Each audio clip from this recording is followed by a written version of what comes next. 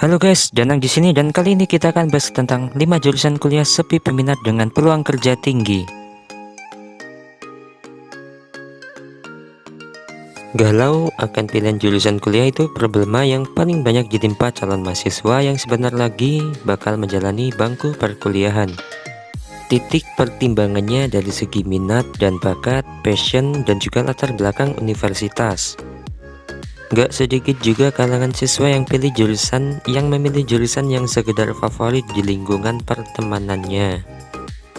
Memang betul, ketika kita bisa berhasil masuk ke jurusan yang favorit, apalagi terkenal sulit karena banyaknya peminat, akan ada kebanggaannya tersendiri. Tapi nggak ada salahnya kalau kita coba lihat dan pertimbangkan jurusan yang sepi peminat. Berikut ini adalah 5 jurusan kuliah sepi peminat dengan prospek kerja tinggi.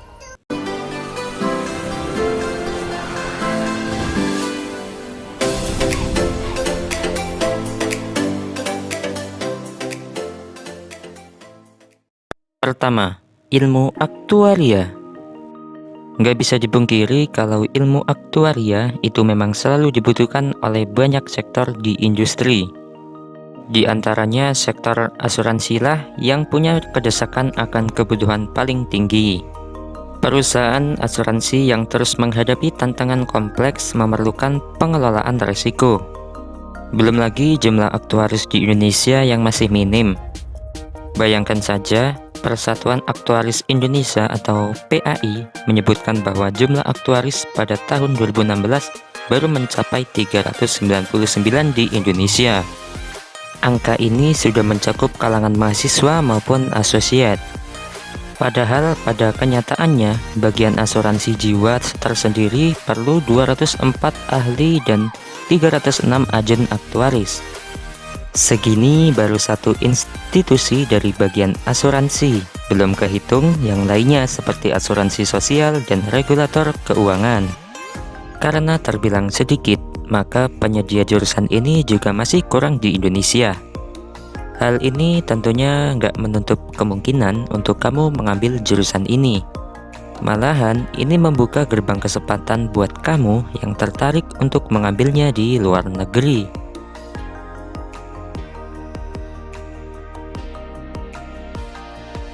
Kedua, teknik biomedis. Karena dunia kesehatan dan kedokteran bukanlah melulu soal perobatan, ilmu bedah, dan juga farmasi. Jurusan yang masih terbilang baru di Indonesia ini punya prospek kerja yang amat patut diperhitungkan. Bidang ini amat berkembang terutama di negara-negara maju. Siswanya akan dituntut untuk mempunyai kemampuan mendesain dan pemecahan masalah yang berkaitan dengan ilmu medis dan biologi, bahkan dalam tingkat kapasitas seorang insinyur. Ilmu ini tentunya membolehkan kamu untuk mengembangkan berbagai produk peralatan medis. Selain itu, kamu bisa membantu banyak dalam pemilihan alat kesehatan dan uji performa alat peralatan tersebut. Jurusan ini tidak kalah pentingnya sama jurusan kedokteran atau keperawatan. Bahkan, generasi muda dikerahkan untuk mengembangkan bidang ini karena kepentingannya di masa depan dan perspektifnya yang kian meluas.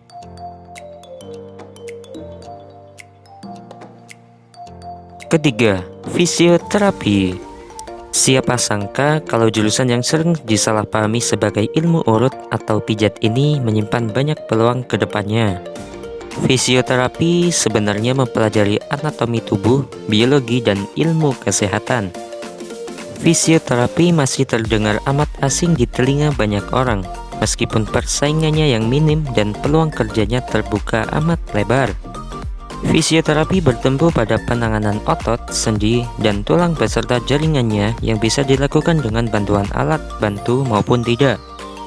Tujuannya adalah memperbaiki atau menstabilkan gangguan fungsi alat gerak yang kemudian diikuti oleh proses terapi gerak. Kamu pada nantinya akan ditempatkan di pusat rehabilitasi begitu mendapat pekerjaan di rumah sakit.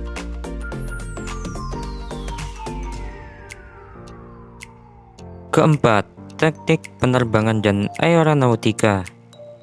Bidang pendidikan ini termasuk jenis perkuliahan yang dikategorikan rumit dan sulit. Tetapi, Ada beragam keuntungan di balik kesulitan jurusan teknik penerbangan.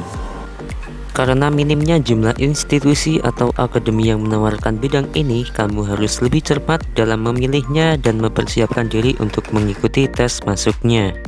Soal gaji tidak usah diragukan lagi. Lulusan bidang pendidikan ini punya potensi untuk bekerja di maskapai penerbangan manufaktur pesawat terbang yang tentunya nggak akan menimbulkan banyak pertanyaan untuk prospek ke depannya.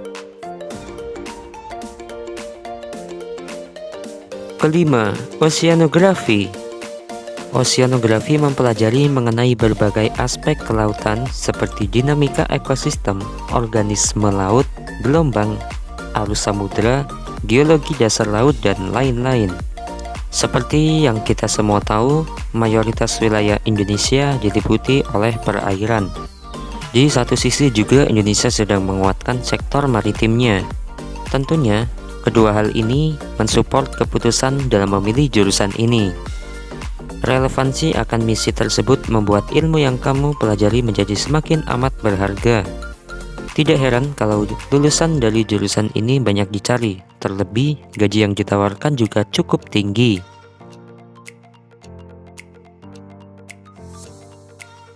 Nah, demikian adalah 5 jurusan kuliah seperti minat dengan prospek kerja tinggi. Kebutuhan terus berubah di era yang terus berkembang. Ilmu yang itu-itu aja tidak selamanya bisa bertahan di setiap masa. Keperluan akan jurusan ini yang tidak akan bisa larut tentunya bisa menjadi salah satu landasan utama ladang pekerjaanmu. Yang pastinya jangan pernah ragu dalam menggeluti jurusan yang potensial di masa depan. Oke, jadi itu saja yang dapat admin sampaikan dalam video ini. Dukung terus channel ini dengan cara klik subscribe dan tombol loncengnya agar kalian tidak ketinggalan informasi dari channel ini. Salam sukses dan sampai jumpa di video selanjutnya.